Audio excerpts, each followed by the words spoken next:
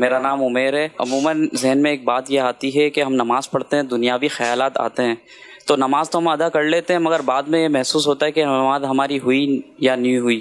تو اس کے لیے شرعی ہمیں بتائیں کہ نماز ہو جاتی ہے اس میں؟ فقہی اعتبار سے اور اللہ پاک نے جو چیز مقرر کی ہے نماز کی کہ فرائض اور واجبات آپ نے جس انداز میں نماز ادا کرنی چاہیے تھی ظاہری اعتبار سے، وہ آپ نے جب ادا کر لی، فرائض پورے کر لی، کسی طرح کے مفسدات اس کے اندر نہیں پائے گئے، تو جو فرض ہے وہ تو آپ کے اوپر سے اتر گیا، نماز تو آپ کی ہو گئی۔ لیکن ظاہر ہے کہ نماز کا جو اصل مقصد ہے وہ اللہ پاک کی بارگاہ کی حاضری ہے۔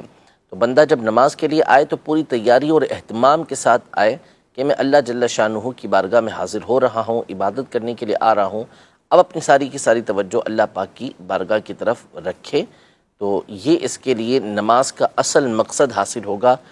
ورنہ بہرحال جو فرض ہے وہ آپ کا ادا ہو چکا، فرض پورا ہو چکا، قضا اس کی آپ کے اوپر نہیں ہے، لیکن جب بھی نماز پڑھیں تو پھر اس اہتمام کے ساتھ پڑھیں کہ آپ کا دل بھی جو ہے وہ اللہ پاک کی بارگاہ کی طرف متوجہ ہو۔ اس پہ تو وہ جس کی بار بار توجہ کسی اور طرف جاتی ہے، وہ روایت میں کیا کہا ہے؟ بالکل، یعنی اللہ کی خاص رحمت اس کی طرف متوجہ ہوتی ہے۔ جب بندہ کسی اور طرف متوجہ ہوتا ہے، اس کی توجہ کسی اور طرف چلی جاتی ہے تو ندا دی جاتی ہے کہ کیا مجھ سے بہتر بارگاہ کوئی ملی ہے؟ اللہ اکبر۔ تو پھر بندہ متوجہ ہوتا ہے، پھر ندا دی، پھر کسی اور طرف چلا جاتا ہے، پھر اس کو ندا آواز دی جاتی ہے کہ کیا مجھ سے بہتر کوئی بارگاہ مل گئی ہے۔ 3 دفعہ ایسا ہوتا ہے، پھر اس کے بعد اس کو صدا آواز نہیں دی جاتی۔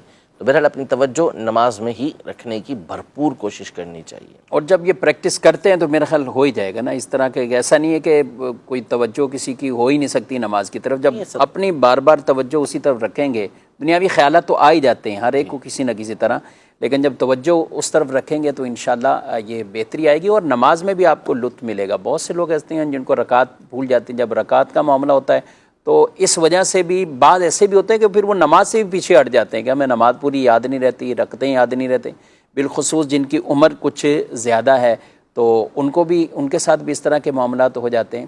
تو نماز کی طرف توجہ رکھنے کا ایک تو ہے کہ نماز کو اس کے معنی کے ساتھ یاد کر لیا جائے۔ اگر آپ کو سورہ فاتحہ کا ترجمہ اچھی طرح یاد ہو، تفسیر صلاۃ الجنان سے آپ پڑھیے، آپ کو بہت آسانی سے وہ یاد ہو جائے گا۔ اسی طرح کچھ صورتیں ہیں، آپ ان کا ترجمہ آپ پڑھ لیجئے۔ التحیات جو نماز میں پڑھتے ہیں یہ بھی ترجمے کے ساتھ، تو یہ جب آپ کو ترجمے کے ساتھ یاد ہوگا نا، اور پھر آپ کی توجہ بھی اس طرف رہے گی، تو انشاءاللہ نماز کے اندر یہ خشوع خضوع والی کیفیت بھی رہے گی، اور ہر طرح کے وساوس سے بھی آپ محفوظ رہیں گے۔